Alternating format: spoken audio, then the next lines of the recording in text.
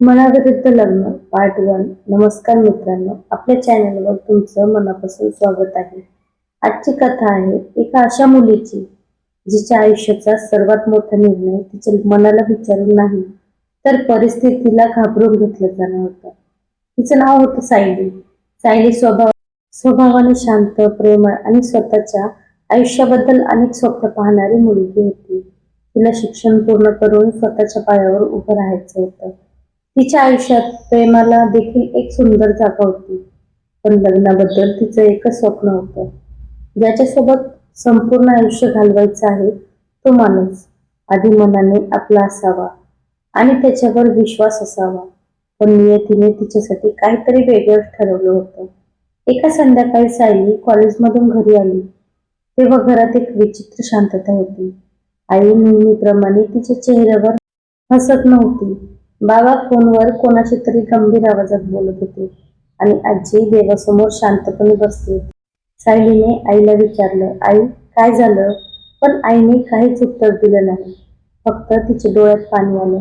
थोड्या वेळाने बाबांनी सायलीला जवळ बोलावलं आणि म्हणाले, सायली, तुझ्यासाठी एक स्थळ आलं आहे. हे ऐकताच सायलीच्या चेहऱ्यावर हसू नाहीसं झालं. ती लगेच म्हणाली, बाबा, मला आत्ताच लग्न करायचं नाही. मला माझं शिक्षण पूर्ण करायचं आहे. बाबा काही बोलणार इतक्यात आईने तिचा हात धरला आणि म्हणाली, बाळा, आम्हाला तुझ्यावर काहीही जबरदस्ती करायची नाही.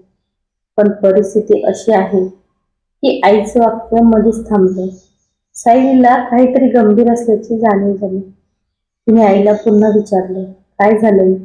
तेव्हा आईने डोळे पुसत सांगितलं की तिच्या उपचारासाठी मोठ्या पैशांची गरज होती आणि घरची परिस्थिती दिवसेंदिवस खराब होत चालली होती.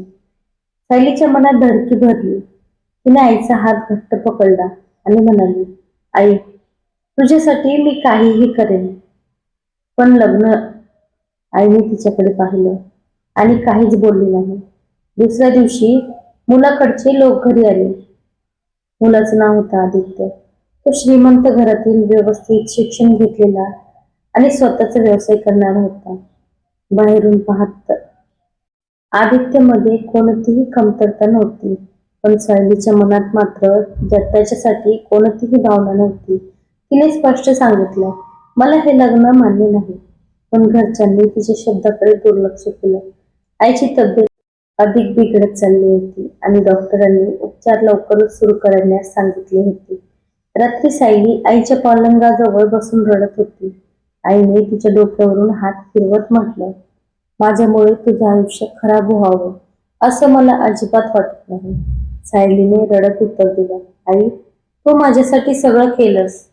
आता तुझ्यासाठी मी एवढंही करू शकत नसेल तर माझं आयुष्य कशासाठी? त्या रात्री सायलीने एक निर्णय घेतला. तिच्या मनाला तो मान्य नव्हता, पण आईला वाचवण्यासाठी ती त्या लग्नाला होकार देणार होती. दुसऱ्या दिवशी सकाळी सायलीने बाबांसमोर शांत आवाजात म्हटलं, बाबा, मला हे लग्न मान्य आहे. तिचे शब्द ऐकून घरात आनंद पसरला, पण सायलीच्या मनात मात्र वादळ सुरू झालं होतं. लग्नाची तयारी सुरू झाली. घर सजलं, नातेवाईक आले. प्रत्येकाच्या चेहऱ्यावर आनंद होता, पण सायलीच्या चेहऱ्यावर मात्र जबरदस्तीचं हसू होतं. लग्नाच्या दिवशी ती नवरीच्या पोशाखात बसली होती. आरशात स्वतःकडे पाहताना तिला स्वतःचाच प्रश्न पडला, हीच का ती मुलगी जी स्वतःच्या आयुष्याची स्वप्न पाहायची? तिच्या डोळ्यातून एक अश्रू खाली पडला.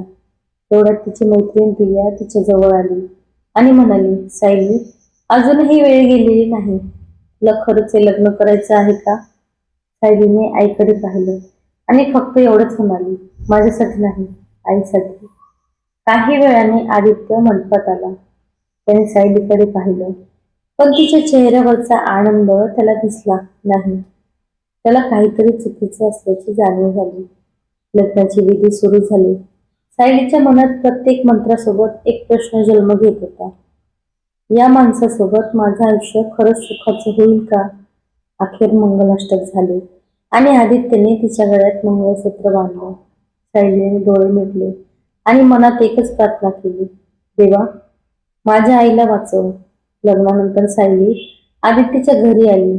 सगळेजण तिचे स्वागत करत होते, पण आदित्य मात्र शांत होता. रात्री सगळे निघून गेल्यावर सायली खोलीत एकटी बसली होती. तिच्या डोळ्यात अश्रू होते. तेवढ्यात आदित्य खोलीत आला. त्याने काही क्षण तिच्याकडे पाहिलं आणि विचारलं, सायली, तू हे लग्न स्वतःच्या इच्छेने केलं आहेस का? सायलीच्या हातातून पाण्याचा ग्लास खाली पडला. ती काहीच बोलली नाही. आदित्य पुन्हा म्हणाला, तुझ्या शांततेतच मला उत्तर मिळालं आहे. सायलीने पहिल्यांदा त्याच्याकडे पाहिलं आणि म्हणाली, मला माफ करा, पण हे लग्न माझ्या मनाविरुद्ध झालं आहे. आदित्य काही क्षण स्तब्ध झाला, पण सायली पुढे म्हणाली, मी तुमच्याशी लग्न केलं कारण माझ्या आईला माझी गरज होती. मला तिचं आयुष्य वाचवायचं होतं. आदित्यने तिचं बोलणं शांतपणे ऐकलं आणि मग एक वाक्य म्हटलं, ज्यामुळे सायलीला धक्काच बसला. तो म्हणाला, सायली, तुझ्या आईच्या उपचाराचा खर्च मी करणार आहे, पण त्यासाठी तुला माझ्याशी लग्न करण्याची गरज नव्हती. सायलीने आश्चर्याने त्याच्याकडे पाहिलं. मग तुम्ही मला थांबवलं का नाही? आदित्य काही क्षण शांत राहिला आणि म्हणाला, कारण मला वाटलं तू मला नाकारतेस, कारण तुला माझ्याबद्दल काहीच वाटत नाही. पण मला हे माहीतच नव्हतं की तू एका आईला वाचवण्यासाठी स्वतःच्या आयुष्याचा त्याग करतेस. सायलीच्या डोळ्यातून अश्रू वाहू लागले. आदित्यने मात्र तिच्यावर कोणताही हक्क गाजवला नाही. तो म्हणाला, आजपासून या घरात तुझ्यावर कोणतीही जबरदस्ती होणार नाही. तुला या लग्नाला वेळ हवा असेल तर मी देईन. सायलीला पहिल्यांदाच वाटलं की कदाचित तिचं आयुष्य पूर्णपणे संपलेलं नाही. पण त्या क्षणी आदित्यचा फोनवर एक कॉल आला. त्याने फोन पाहिला आणि त्याचा चेहरा अचानक बदलला. तो खोलीबाहेर गेला. सायलीने अनाहूतपणे त्याच्या मागे पाहिलं आणि तिला फक्त एवढंच ऐकू आलं, हो, मला माहिती आहे की सायलीला या सगळ्यांबद्दल काहीच माहिती नाही.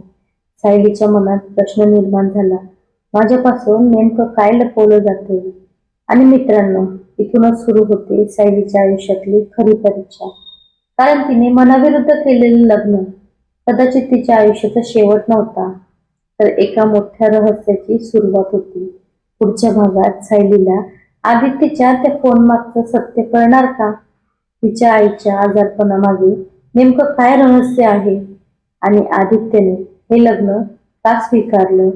हे जाणून घेण्यासाठी आपल्या चॅनलला आताच सबस्क्राईब करा. व्हिडिओला लाईक करा आणि पार्ट 2 नक्की पहा, कारण पुढच्या भागात आणखी रोमांचक आणि भावनिक असणार आहे. धन्यवाद मित्रांनो. व्हिडिओ आवडल्यास लाईक करून शेअर करायला विसरू नका. Bye bye.